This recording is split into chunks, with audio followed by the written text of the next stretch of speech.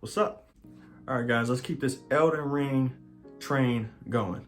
IGN just dropped a day ago or so. I'm late on this, but they just dropped an Elden Ring final preview. So this is going to be my final preview of this game before I play it next week. So I want to see what they're going to talk about. Who knows? I'm just excited. It's more Elden Ring. That's all I give a shit about. Let's go.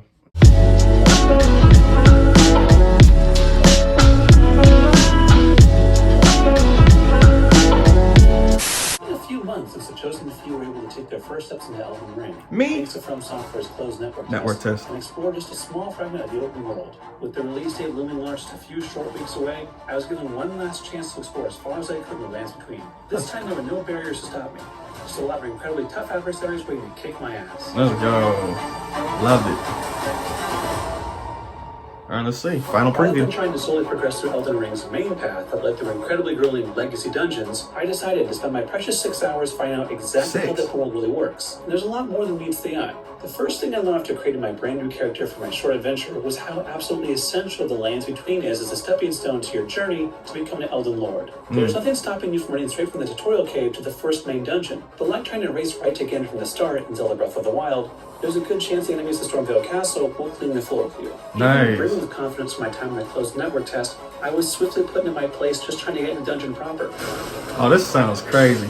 Now for him, Margaret, it took me roughly about maybe 4 times during the network test to actually beat him. I actually got his attack pattern down set. So I want to see if they're going to change it up a little bit to like how they're going to make it harder, because I already know that I had a buff character during that time. It's obvious because, you know, this is From Software. So I already know Margaret is going to be way harder when the real game comes out, because I basically blew past that shit the first time. But I can tell the difficulties there. Darn, if you thought the network test was too easy, you'll be in for a rude awakening when you can't find overpowered gear early on. Yep. In that sense, the early regions serve as a proving ground not only to test your mettle against various types of enemies big and small, but also as a veritable treasure trove of rewards hiding all over the place. Like most FromSoft titles, Elden Ring encourages and rewards exploration, and now has much more for creativity than confined castle corridors. This is even more apparent when taking in the sights of Elden Ring's gorgeous vistas. Seeing the skies cleared to reveal the second region of Liurnia, or stumbling upon a lift down to a mind-bogglingly huge underground ruin, stopped me dead in my tracks with awe. No, the amount of hours you could just lose. These vast regions reminded me of how many times we've seen glimpses of the larger worlds that FromSoft has created in their past titles. Only now, I actually had the opportunity to explore the breadth of what I was being shown. Not once was I ever remotely told to visit most of these places, and the joys of discovery only grew greater and greater. In fact, I soon realized there was nothing stopping me from bypassing Elden Ring's main legacy dungeons entirely. That's a little scary. bit of trial and error while exploring, I was able to slink past not only Stormvale Castle, but later the second main dungeon, the creepy Hogwarts-looking Academy of Raya Lucaria. Look at this. Okay, so sorry for interrupting, but what makes From Software games so fucking perfect is the fact that they don't hold your hand. They don't tell you where you gotta go. Every time I replay it over and over again, I always go a different way. And when I first started playing, because Bloodborne was actually my first From Software game that I started playing, and that took me down the rabbit hole. But Bloodborne, what blew my mind with that, and I still think that Bloodborne is the greatest game of all time. That's just me. But what blew my mind about that was the amount of times I replayed it over and over again, and I was finding new ways, new pathways, new areas every single time I replayed it. And I'm on New Game Plus 12, and I'm still finding new shit. That's what blows my mind about these games. And Elden Ring is supposed to be 10 times bigger than those. So that just tells you where this can go. It's ridiculous. I wonder just how far into the world I could actually get without ever having to face down one of the mighty demigods that ruled each domain. Unlike Dark Souls, where I had to beat my head against a troublesome boss if I wanted to progress, right, I was free to delve deeper and you could just skip the lands between if I felt stuck against a certain encounter. Go to a different area. That's scary.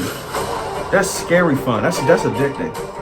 So far, Elden Ring has proved to be vast, but not so much that areas feel overwhelming, thanks to a multitude of checkpoints and large, well-traveled roads that often connect to new areas. That said, it is still a lonely and unforgiving world to traverse. Rather than overwhelm you with map markers full of side attractions, FromSoft seems determined to provide more of what they do best: a variety of challenging enemies, hiding important items and characters off the beaten path, and serving up mysteries and secrets in every corner of the land. There's more NPCs too. And in a way, it is. Arguably, Elden Ring's most open-worldly addition is a crafting system, but even this has been given the FromSoft treatment in a way. Nice. You'll have to hunt down various recipe books to learn how to craft important tools and consumables. Yo, Miyazaki is the fucking GOAT, man. From Software's boss Hidetaka Miyazaki recently remarked that they haven't intentionally tried to lower the game's difficulty, but expect more people to beat Elden Ring than their previous titles. After spending a few hours in the lands between, I think I'm starting to understand why. Each of their Souls games let you choose between several starting class archetypes, but once invested in, I sometimes felt like they didn't allow for too much experimenting. Elden Ring's customizable weapon skills seem to change this. Nice, okay. In just 6 hours, I'd already amassed quite a collection, finding them stashed all over the world and even sold from a merchant. Yeah, those Each are of these some can be weird applied to enemies. different types of armaments, and some added damage scaling depending on what attributes I was trying to focus on. This allows for a whole level of customization, not only to find what skills work best for you, but to swap out skills to experiment with His new poise, tactics he just without having to powered waste through resources that. to do it. Coupled with the ability to use your focus points for things other than just spellcasting, there's way more forgiveness to find out what works best for you, like letting your magic-averse vagabond dabble in sorcery-infused skills. All these discoveries made me realize that 6 hours is far too little time. Oh, it's far too little. There's somebody that played more than 20 hours of this game, and they still said it's not even scratching the surface. That's terrifying. This game is going to take all my time. I don't even want to work no more. What else is waiting to be discovered? Can I bypass every major dungeon right to the end? Are there more secret reaches hiding just out of sight? Where's my complimentary open world fishing minigame? Thankfully, I won't have long to wait to find You know, you out. always got to have one of Looking those. for more Elden Ring to tide you over, check out the first 19 minutes of the closed network test, plus the first major boss fight. For everything else, stick with IGN. Oh my God. Guys, this to me, no, fuck it. Let me just say it. This game is going to be the best game of all time. Holy shit! It's going to take Bloodborne's mantle from me. I already can tell I played the network test, and just that little piece that I played felt like an entire game to me. So when he basically said, going into this with his little preview, and he basically had no barriers, I don't know how that feeling is going to feel for me. It's going to be fucking wild. Thanks for watching. I'm about to stream this game next week when it comes out, and I'm going to do a whole series on this. I don't care what you say.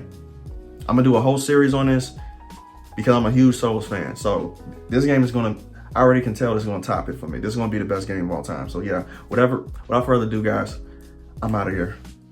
You guys have a good one. Let this, oh my God, speed up time.